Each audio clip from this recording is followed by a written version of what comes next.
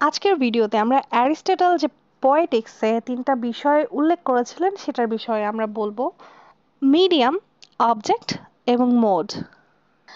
Aristotle এখানে বলেন epic poetry হোক, কমেডি হোক, ডিথ্রাম্বিক পোয়েট্রি হোক, মিউজিক হোক, লায়ার হোক অথবা পেইন্টিংই হোক না কেন, এই সব কিছুই ইমিটেশন। যা কিছু আর্ট, শিল্প সবকিছুই ইমিটেশন।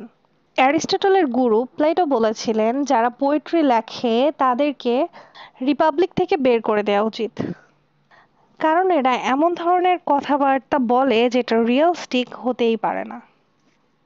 অপরদিকে অ্যারিস্টটল বলে ইমিটেশন করা অর্থাৎ নকল করা মানুষকে অন্যান্য জীবজন্তু থেকে আলাদা করে তোলে। তার মতে এটাই একটা স্পেশাল, মানুষের মধ্যে একটা স্পেশাল বিহেভিয়ার যেটা হচ্ছে জীবজন্তুর মাঝে নেই। এটা মানুষের জন্মগত স্বভাবের মধ্যেই পড়ে, কারণ একটা বাচ্চা যখন জন্ম নেয় তারপর থেকেই সে তার থেকে বয়সে বড়দের ইমিটেট করা শুরু করে, আর এভাবেই তারা শিখতে থাকে দুনিয়া কিভাবে চলে, কারণ এটা অনেক ন্যাচারাল একটা বিষয়। এবার অ্যারিস্টটল বলেন এপিক পোয়েট্রি হোক, কমেডি হোক বা ডিটারাম্বিক পোয়েট্রি হোক, মিউজিক হোক, লায়ার হোক অথবা পেইন্টিং, এই সব কিছুই যদিও ইমিটেশন, কিন্তু এই জিনিসগুলো একটা অন্য জিনিসের থেকে আলাদা।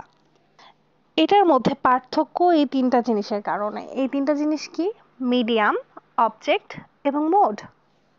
প্রথমটা হচ্ছে মিডিয়াম। ঠিক আছে, মিডিয়াম অর্থ মাধ্যম। যেই মিডিয়াম অর্থাৎ মাধ্যমে কোনো শিল্পী কোনো অবজেক্টের কপি করে, অর্থাৎ ভিজুয়াল আর্ট যেটাকে পেইন্টিং বলে। এই পেইন্টিং এর মধ্যে কালার এবং শেপ হলো সেই মাধ্যম, সেই মিডিয়া যার মাধ্যমে বা যার সাহায্যে কোনো অবজেক্টকে কপি করা হয়। আবার সেরকমই মিউজিকের মধ্যে রিদম এবং মেলোডি সেই মাধ্যম যা দ্বারা কোনো অবজেক্টকে ইমিডিয়েট করা হয়। অপরদিকে নাচে বা নৃত্যে শুধুমাত্র রিদম এর সাহায্যেই হয়ে যায়। অ্যারিস্টটল বলে এমন একটা আর্ট রয়েছে যার মধ্যে ল্যাঙ্গুয়েজ মিডিয়াম হতে পারে, আর সেই আর্টটা হচ্ছে পোয়েট্রি। তাহলে আশা করছি মিডিয়াম তোমরা বুঝতে পেরেছো। মিডিয়াম হচ্ছে যার মাধ্যমে বা যার সাহায্যে, যার দ্বারা কোনো একটা কিছুকে কপি করা সম্ভব। সেকেন্ডে আসে অবজেক্ট। অ্যারিস্টটল বলে অবজেক্ট হচ্ছে সেই জিনিসটা যাকে কপি করা হচ্ছে বা হয়েছে। আমাদের চাই অবজেক্ট যেটাকে ইমিডিয়েট করা যাওয়া, মানে করা পসিবল, করা যাবে। সেই অবজেক্টটা অ্যাডমাইরেবলও হতে পারে, ইনফেরিয়ারও হতে পারে। যদি কোনো মানুষকে কপি করা হয় সেই অবজেক্টটা, তো সেটা অ্যাডমাইরেবল হতে পারে, এমনকি ইনফেরিয়ারও হতে পারে। যদি মানুষকে অবজেক্ট মনে করে ইমিডিয়েট করা হয়, সাপোজ কোনো নোবেল ক্যারেক্টার, সেটাকে যদি কপি করা হয় তাহলে সেটা ফিউচারে ট্র্যাজেডি হয়ে সামনে আসবে। যেমন হোমার শুধু অ্যাডমাইরেবল লোকদেরই কপি করতেন, তো হোমারের জন্য এখানে অবজেক্ট হতে পারে অ্যাডমাইরেবল মানুষজন।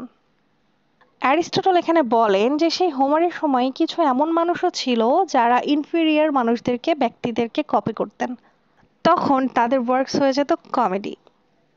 এবার তৃতীয় বিষয় যেটা আসে সেটা হচ্ছে মোড, অর্থাৎ কোন মোডে সেই জিনিসটাকে আর্টিস্ট কপি করছে, ন্যারেশনের থ্রু অথবা অ্যাক্টিং।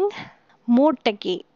মোড হচ্ছে সেই মাধ্যম যার মাধ্যমে আর্টিস্ট কোনো বিষয়কে ইমিটেট করে, কিন্তু এটা ডিফারেন্ট মিডিয়ামের থেকে। যেমন এপিক পোয়েট্রিতে মোড হচ্ছে ন্যারেশন, আর ট্র্যাজেডির মোড হচ্ছে অ্যাক্টিং, কারণ অ্যাক্টর সেখানে পারফর্ম করে। সো এপিক পোয়েট্রির মোড হচ্ছে ন্যারেশন এবং ট্র্যাজেডির মোড হচ্ছে অ্যাক্টিং। আশা করছি ইমিটেশন, মিডিয়াম, অবজেক্ট, মোড বিষয়গুলো তোমরা খুব সুন্দর মতো বুঝতে পেরেছো। For tuning in today, remember education is the key to unlocking endless possibilities. Let's keep learning, growing, and inspiring each other. Stay curious, and until next time, keep exploring.